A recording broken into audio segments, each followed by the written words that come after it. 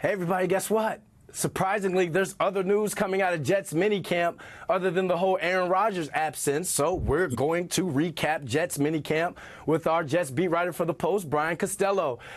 Brian, thanks for hopping on. I guess the Jets have like a team bonding thing going on today.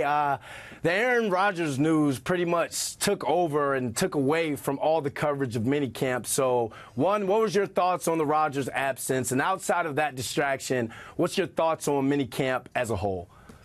Well, I left, Brandon. Once I heard Aaron wasn't there, I wasn't going to be there. So I don't know what happened. Nah, I'm kidding. Look, it's a bad optic for Aaron not to be there. Obviously, he's talked about being a leader, and he's talked about, flushing the BS from the building. And Aaron's creating, he created headlines with this. He created a story, and, it's not a good look for him. In the end, it's not going to be a big deal once the season rolls around. No one's going to remember these 2 days in June. He's 40 years old. He knows the offense. So it's not like it's going to affect football things. It's just a bad optic. Everyone else is there other than Haason Reddick, who's dealing with contract issues. But, you look at Tyron Smith, you look at C.J. Mosley, these veterans who are out there working, and Aaron isn't there. Maybe we'll find out he had some great reason not to be there, but it doesn't sound like it since it was unexcused. And talking to some people from the Jets, it doesn't sound like, he had a really great reason not to be there other than he just chose to do something else. So, but yeah, that was the story of the mini camp. The rest of it was basically, it kind of took the air out of the mini camp, Brandon, once we heard he wasn't going to be there. You mentioned about Reddick and the potential contract situation. Should Jets fans be worried about that? Not yet. It's June. There's plenty of time. I think if this drags into training camp, they report on July 23rd. If he's not there that day, then we have something to talk about. But the Jets and Haason Reddick's camp have 5 weeks to figure this out. I don't think the Jets want to give him a contract extension.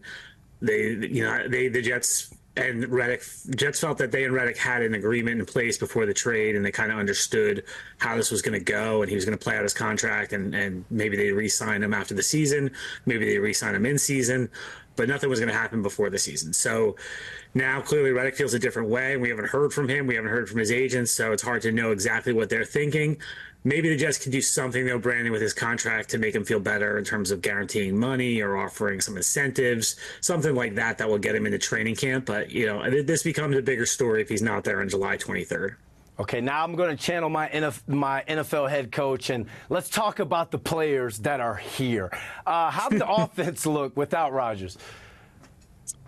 Shaky at times. The practice Tuesday, I'm counting my days here. The first day, they had a red zone drill that really didn't go well. Tyrod Taylor missed a lot of receivers in the end zone. I thought Wednesday was a much better practice offensively. Tyrod connected with Garrett Wilson on a couple of deep throws. They were moving the ball a little bit better. I mean, Garrett Wilson, to me, Brandon, if you're looking for a headline outside of Rodgers, like based on what we saw on the field, it's Garrett Wilson. He looked phenomenal both days. He's looked great all spring. You just get the feeling that this guy's going to have a huge season because he's so talented. And, we've seen what he's done in the last 2 years when there's been a carousel at quarterback of, Zach Wilson and Joe Flacco and Mike White and Tim Boyle and Trevor Siemian. Now, if he can get a season with Aaron Rodgers, the numbers could be astronomical for Garrett Wilson. He could establish himself as one of the best wide receivers in the league, I think. And then we'll be talking about his contract next.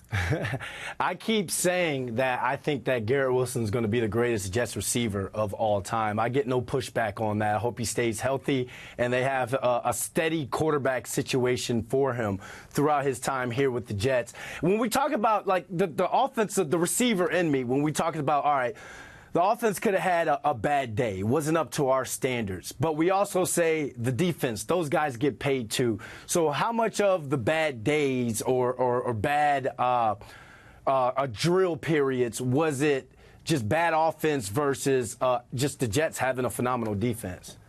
Yeah, I agree with you in training camp on that instance because I think in training camp you can do a little bit more. These ones, the defense can barely touch the offense. This is 7-on-7 basically passing camp. There's no pass rush. So to me, the offense should be able to execute in these situations. And if you're not executing, it's on you.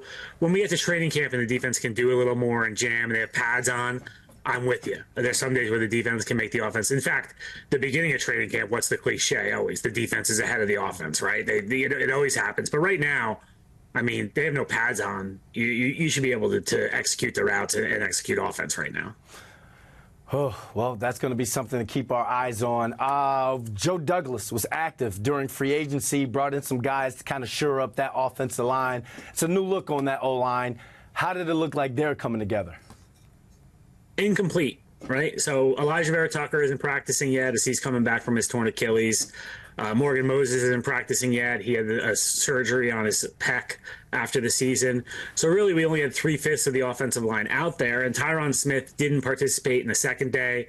I think they're going to be cautious with him in terms of how much he practices, and we'll see that, I'm guessing, throughout training camp and the season. He'll probably be, given a day off every week or so. And it's also, again, there's no pads, Brandon. So offensive line, I guess, if you're out there and you're an offensive line expert, you can evaluate footwork and those kinds of things, but there's really no physicality. So it's hard to really get too much of a feel for the offensive line in these practices. So when we talk about guys kind of showing up and showing out when it comes to minicamp, I know player-wise, minicamp was like the Super Bowl for me at times because you just don't know. They got to cut that roster down going into training camp. Which players and pretty much which unit took a step in the right direction? Like, who got better? I thought the receivers looked good. Like I mentioned, Garrett. I thought Xavier Gibson really did some good things. And interestingly, they drafted Malachi Corley. I think Gibson's ahead of him in terms of the race for the slot receiver. So I thought that group looked good. The DBs look good. Sauce, DJ Reed, Michael Carter obviously are the headliners. I thought Stigers, the draft pick, he had an interception the other day. He's played well. He's shown up. So I think that's a tough group there. And then the running back room is interesting, Brandon, right? So Breece Hall didn't practice at all in the mini camp. He's dealing with some lower body issues that isn't exactly clear. They say aren't serious, but that opened the door to see Braylon Allen, to see Isaiah Davis, and the rookies they look pretty good. And again, mini camp, you can't read too much into the running game, but they show a lot of speed. They show ability to catch out of the backfield. So there's little things you're seeing there that I think are positives for that running back room. So who do you think has to have a great summer and a great training camp? Who kind of took a step back and now has put themselves on the bubble? So I don't think this guy's necessarily on the roster bubble because of his contract, but Alan Lazard, right? He got the 4-year, $44 million contract last year, and he ended up being inactive at the end of the season. He really didn't have a good year. He comes back. The Jets have signed Mike Williams. They've drafted Malachi Corley. Where does he fit in his offense? So I'm curious to see what he does. Robert Saleh praised him the other day, said he's had a good spring. Mike Williams, I think, is not really going to practice during training camp. I imagine he'll come back at the end of camp. But to me, Lazard has to show up here in training camp for him to have a role on this team and not just be a guy who's inactive every week and getting $11 million to do it. So that he's not necessarily roster bubble stuff, but I think he needs to have a nice summer. Interesting. So what's next for the Jets? How long are they off? When do they come back? What's next? July 23rd. July 23rd is report day. So they got a nice break here now to go. Like Robert Saleh calls this phase me after phase 3. And he says, they can either go to the beach and do nothing, or they can keep working and come back ready to go. So, the days of guys coming to training camp out of shape and working are over. All these guys now, they're going to be going working with their personal trainers. Maybe they'll take a week in the Caribbean or something, but they're going to be working, and they usually very rarely do guys come back out of shape these days. Either way, stay out the news. And Brian Costello, take yourself a little vacation. Go Instagram yourself out in the Caribbean. All right, Brandon. Thank you. Thank you.